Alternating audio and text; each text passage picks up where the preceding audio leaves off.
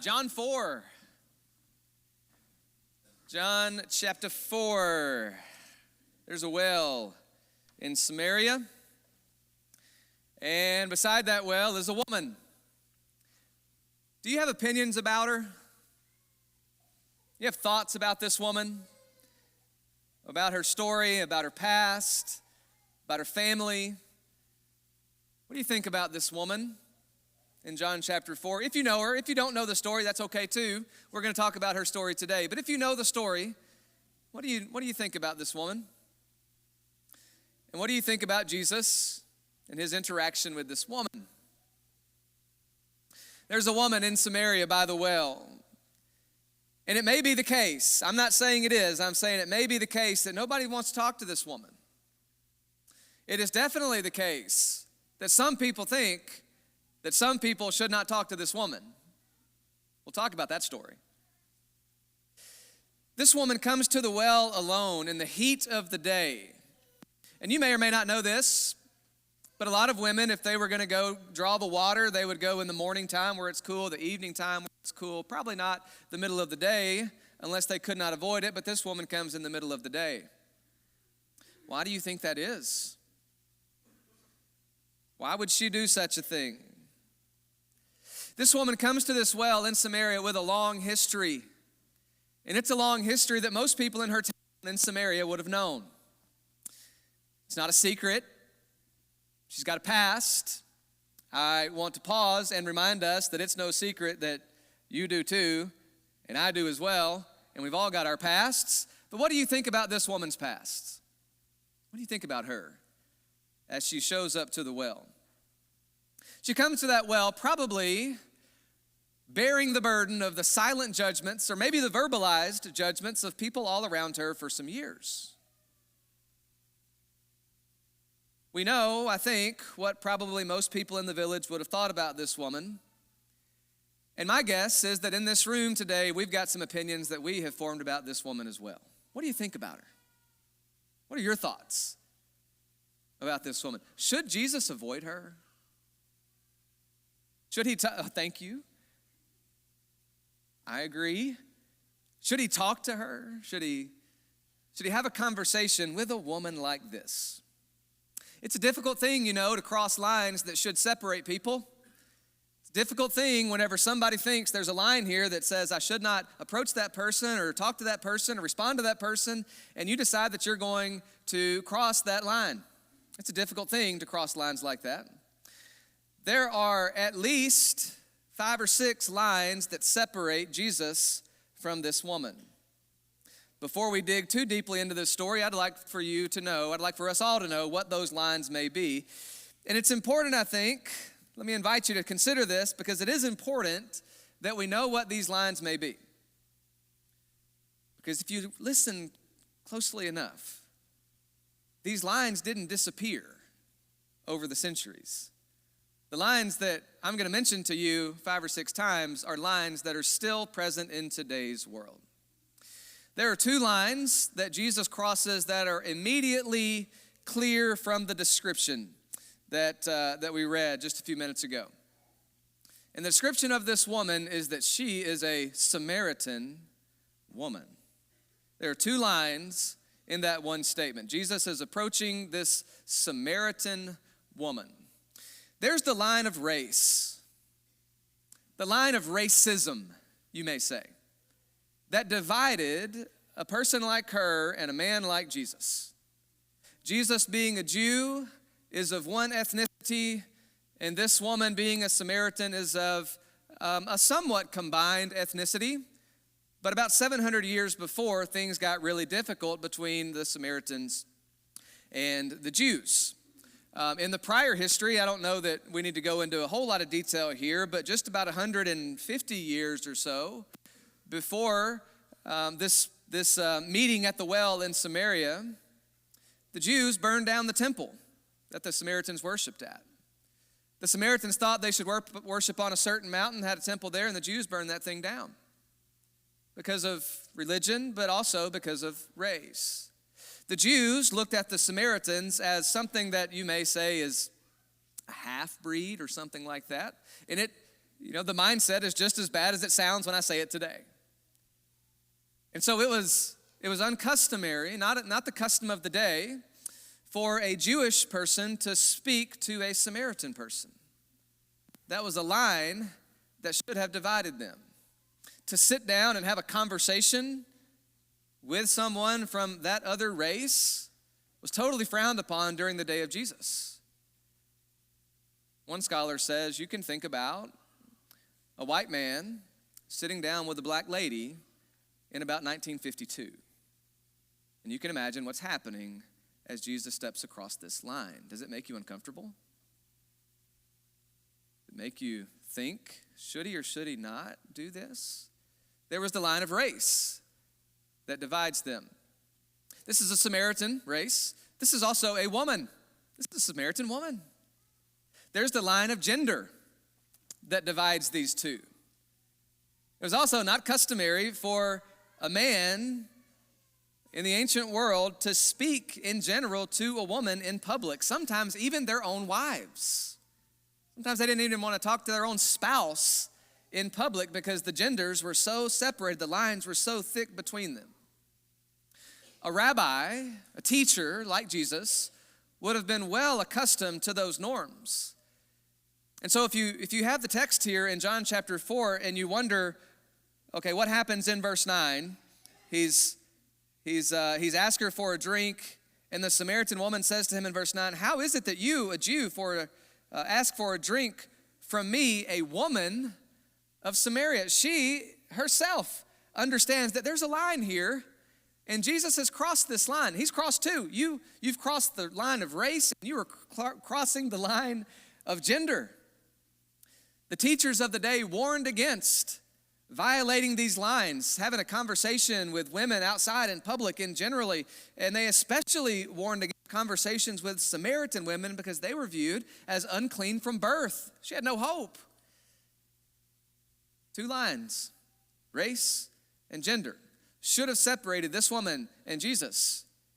He confidently steps across both. Those are the two ones that I think are very apparent just from reading a little bit of the text. They are not the only lines, though. If we read the text, let's pick up at verse 10. Jesus answers, "If you knew the gift of God and who it is that is saying to you, 'Give me a drink,' then you would have asked him, and he would have given you living water." And the woman said, "Sir, you have nothing to draw water with. The well is deep. Where do you get that living water? Are you greater than Father Jacob? He gave us the well and drank from it himself, his sons and his livestock." And Jesus said, "Everyone who drinks of this water in that well is going to be thirsty again. But whoever drinks of the water that I will give him will never be thirsty again.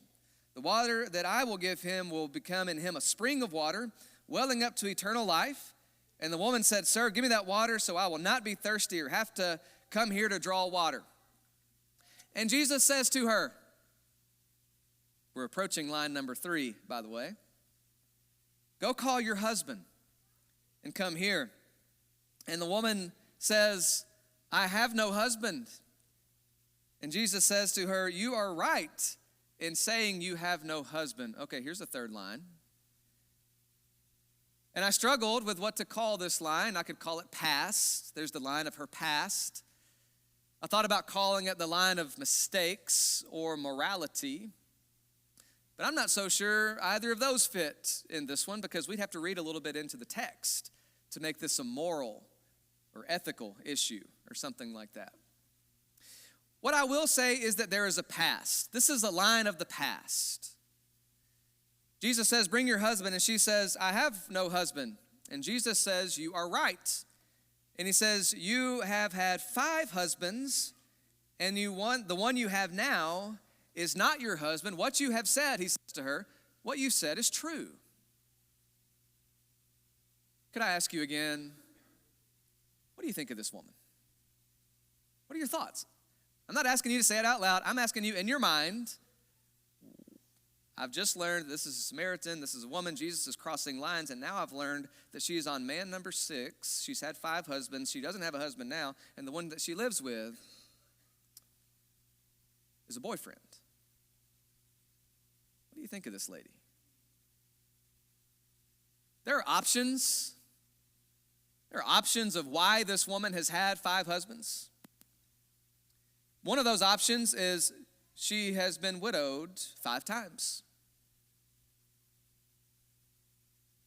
And if you hear that about this woman, that she's been widowed 5 times, my guess is that you're going to think something may be wrong there. The other option, or another option, is that she has been divorced 5 times. I think I need to let you know at this point that divorce in the ancient world was not the woman's call. If she has been divorced 5 times, it was a man who decided, I need to leave this woman. Rabbis, they always discussed about what is the cause for divorce, what is what allows me to divorce someone, and so they had this conversation.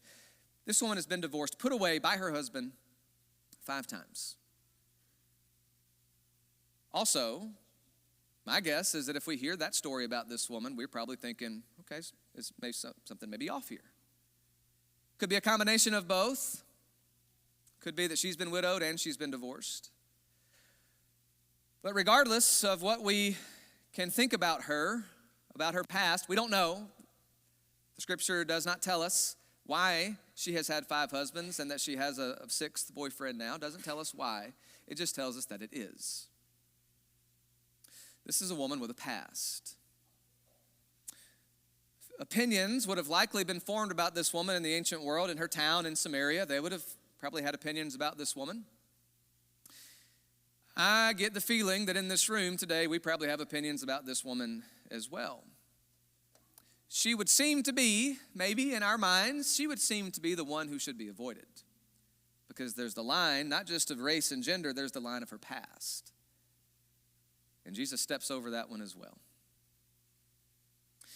That's not the only line. You've had 5 husbands. The one you have now is not your husband. What you've said is true. The woman says, sir, I believe that you are a prophet. Verse 20. Now our fathers worshipped on this mountain, but you say that in Jerusalem is the place where people ought to worship. And now we have another line. The conversation is deepening, and they get to talking about where they go to church. And she says, my people go to church over on Mount Gerizim. That's where we're supposed to go anyway. And your people say that we should go worship over in Jerusalem. We got a church problem here. A religion problem, right? We got a problem that's a line, and Jesus does not brush by that. He doesn't act like it's not there. He opens up a discussion with this woman about that. Jesus says in verse 21, woman, believe me, the hour is coming when neither on this mountain nor in Jerusalem will you worship the Father. You worship what you do not know. We worship what we know, for salvation is from the Jews. He does speak truth to her. That is a true statement. But the hour is coming and now is where true worshipers will worship the Father in spirit and in truth, for the Father is seeking such people to worship him. God is spirit, and those who worship must worship in spirit and in truth. And so they have these lines between them. They have this conversation about religion. It's a line that separates them. And they have this discussion about it, and Jesus in the middle of that discussion dismantles the arguments that she may have against him, and also lets her know that the arguments that Jews, probably in good faith, thinking they were saying the right thing to their religious neighbor, thinking they were making a great argument, we should worship in Jerusalem. Jesus says the time's coming, and it's here where those conversations, they don't really matter anymore. All right, the lines that separated Mount Gerizim and Jerusalem, that line's gone, breaking that thing down. And Jesus says we're all going to go to church together. We're going to worship together. He steps across that line of religion. There's the final line that Jesus steps across. We've covered the Samaritans, the race, the geography. We've covered the gender line. All right, she's a woman, he's a man. They shouldn't be talking in public. Okay, Jesus steps across that line. We've covered the past. Okay, she had a lot of things probably that it may be right. It may not be right, but it may be right to read into the text that she comes in the middle of the day because that's when she could avoid all the people who have thoughts about her. That's a common understanding. Jesus steps across that line of her past. There's the line of religion. He steps across that line. He says, that's not going to divide us anymore. You know, maybe one of the hardest lines that Jesus steps across, though, may still be the hardest one for us to step across. And it's the line of other people's thoughts, the expectations of other people.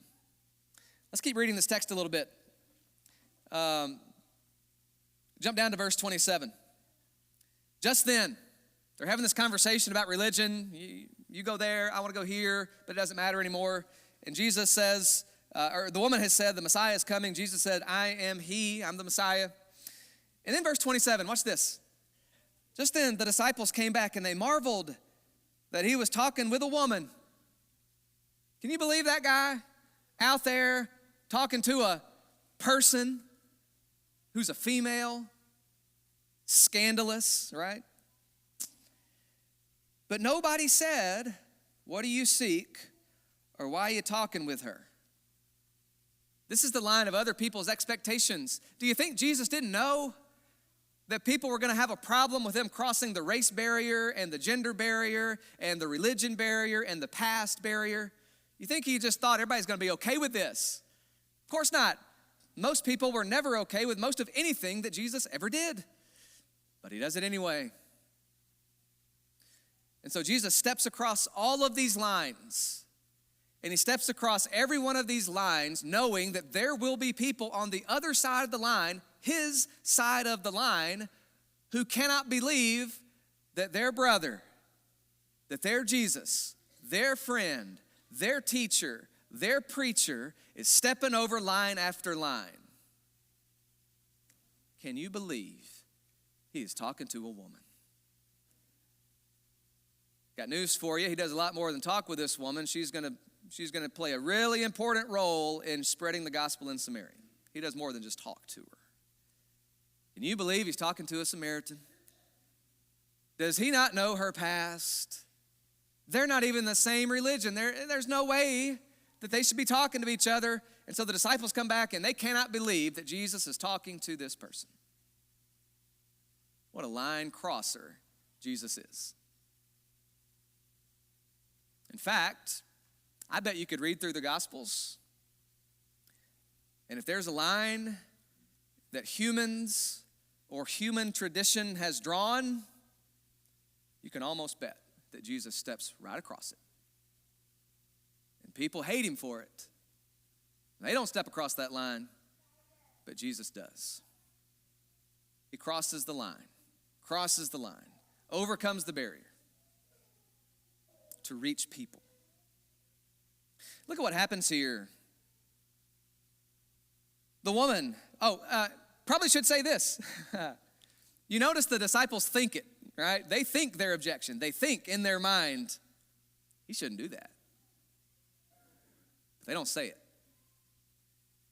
I would guess that we're not that much different. So the woman, verse 28, left her water jar and went away into town and said to the people, come and see a man who told me all that I ever did. Can it be the Christ?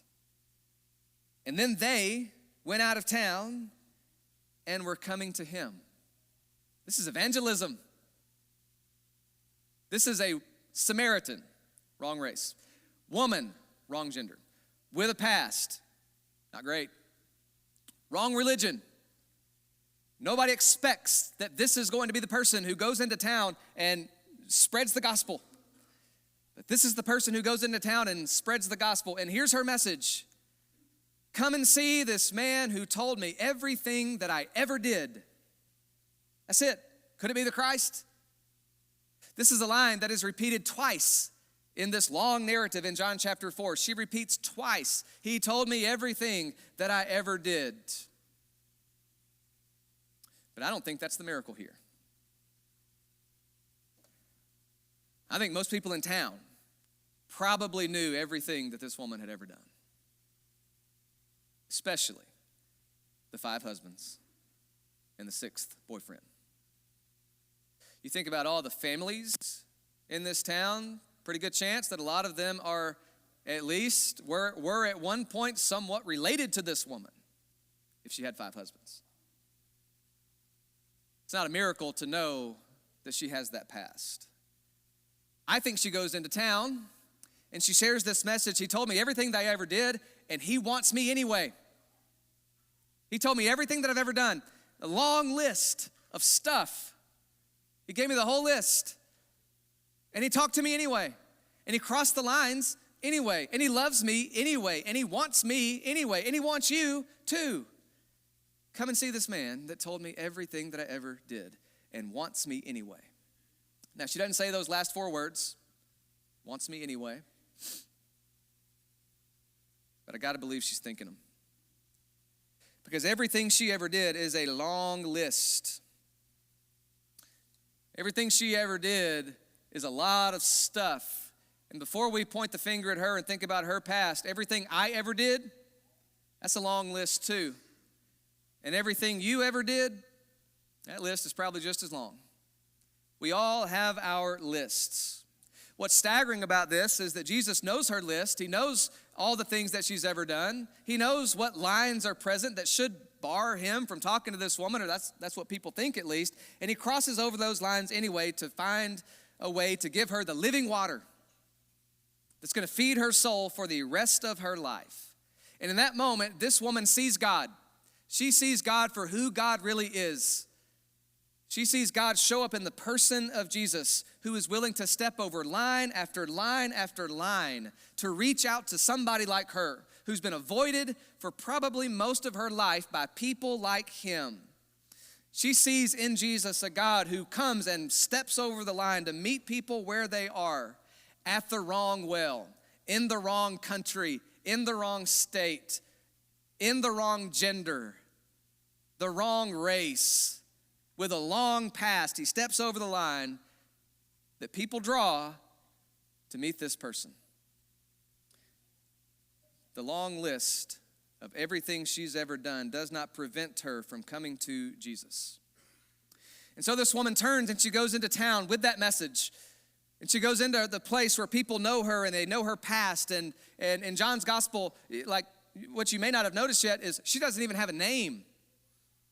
We know her today, 2,000 years later, as a Samaritan woman. That's kind of an odd descriptor, isn't it? I mean, we know the name of Zacchaeus, the tax collector, and we know the name of Simon the Zealot. We know some people's names in the Gospels, but we don't know this woman's name. I don't know why we don't know her name. This is the longest story in John's Gospel, and we don't even know the woman's name. She's a nobody in the text. She's just out by the well at the wrong time of the day.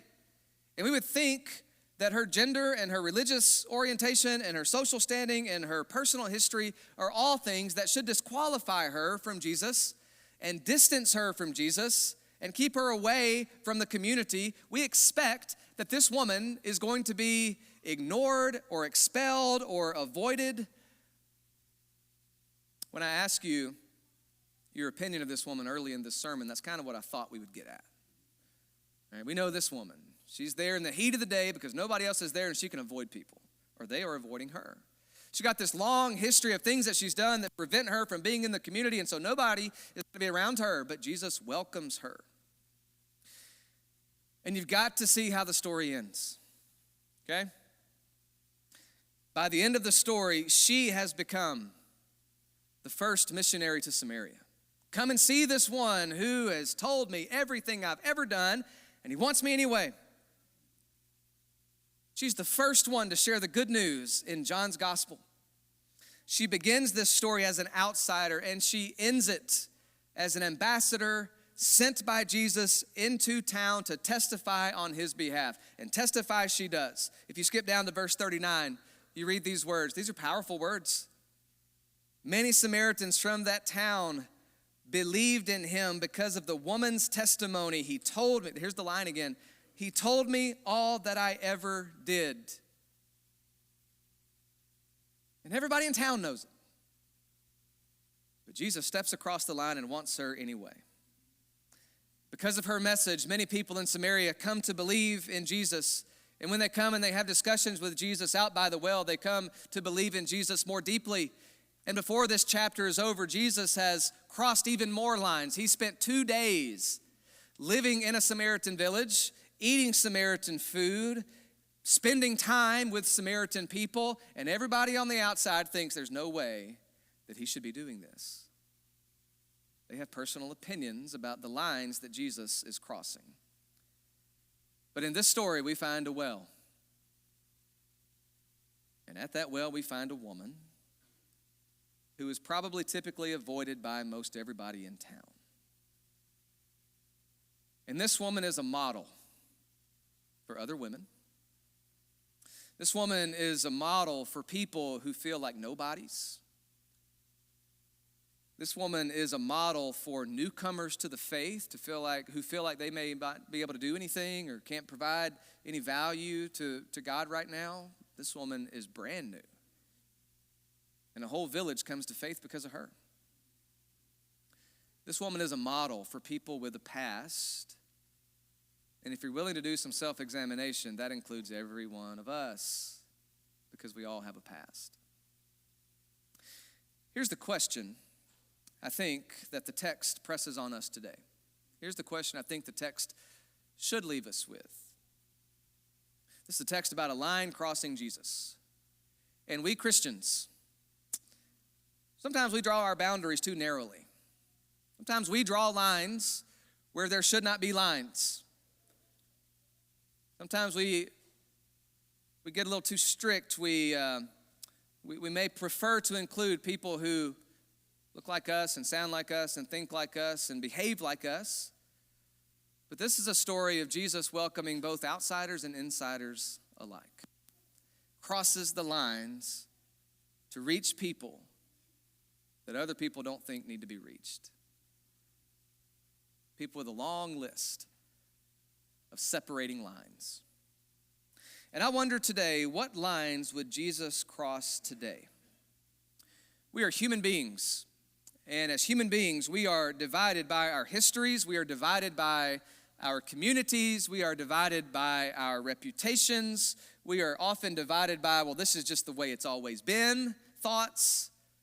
We let things like that determine what we can see and what we can do and what we believe to be possible. We have probably, if we're honest, formed an opinion about this woman in John chapter 4. At some point in our lives, if we are honest, I think that we formed an opinion about this woman. And if we'll be honest today, we have formed opinions about other people too, haven't we? Or is it not true that the line of race doesn't separate us? Or is it not true that the lines that Jesus crossed, the other lines, don't separate us? I think it is true. I think we are line-drawing people. We don't just draw lines with other people, though. We also have probably formed opinions about ourselves. This woman was shocked that Jesus crossed the lines to talk to her. Couldn't believe it was happening. Just like the disciples were concerned, but also shocked that he was crossing a line to talk to this woman. The woman herself, she was in shock too. How is this happening that you, being a Jew, talk to me, a Samaritan woman? It doesn't make sense. It's not how the world works. Have you also formed opinions about yourself? About how reachable you are, or how useful you are, or what you deserve, or how close God can get to you, or how close you can get to God, or whether somebody like you could really be welcome? I wonder what lines Jesus would cross in your life today. Jesus told her everything that she's ever done, probably a long list. A lot of that list, probably some pretty ugly things in her life. And we've got our list too, probably pretty long list. And if we look closely enough, there's probably some pretty ugly things on that list too. The things that we would think could create a boundary between me and God, a line between us. But the Jesus of the Gospels has a distinct fondness for stepping over lines that people draw. He seems to love a good boundary that he can cross over. And what we're left with, if we read enough about this Jesus, is the idea that the lines that we may assume keep us from God, they don't. Because he crosses those lines. This unnamed Samaritan woman in John chapter 4, she has a sermon, and that sermon is just one line. He told me everything I've ever done. A woman who may have been avoided for her whole life, a woman with a long history of a list of sins that prevent her from being a part of the people. He told me everything I've ever done. And she runs through this village with one line, and it's that line. She tells everybody that will listen, come and find this man. He told me everything that I've ever done. And he wants us anyway. And he welcomes us anyway. And he reaches us anyway. And he steps across the line to find us, however long our list is anyway. That line on the screen is still what the gospel offers today. It's the same message. He still knows everything that we've ever done. The thing you hide, the part of your life that you hope never finds daylight, he knows everything that you've ever done. Now, there's a way of reading this and to walk away here scared to death, because if he knows everything that I've ever done, then he knows about, yes, he knows about that. That would be this woman saying, he knows everything that I've ever done. He knows all about all 5 husbands, and he knows about all the stuff that's gone on in my past. And I'm scared to death of a God like that. You could come away like that if you only think about his power to know. Or you could read it and say, he still knows everything that I've ever done. And he still wants me. He still invites me. And he still welcomes me into his family. This is the gospel to every person in every village, in every town, in every community that thinks too many lines exist between them and God. This is the gospel for people who've been carrying a long list of burdens around of things they've done, wondering if they can even be part of the family of God. And Jesus comes up and says, I'll cross that line. I'll overcome that boundary to welcome you and everybody else into the family of God. Because yes, Jesus knows everything we've ever done, and Jesus crosses every line to reach us. He knows our lists, and he invites us to come to him anyway. This morning, he knows everything you've ever done, and he still wants you. He knows everything I've ever done, and he still wants me. Because he loves us that much to cross over every line that we think separates us. What line would Jesus cross to get to you today? He'll cross it. What line would you need to step over to come to him today?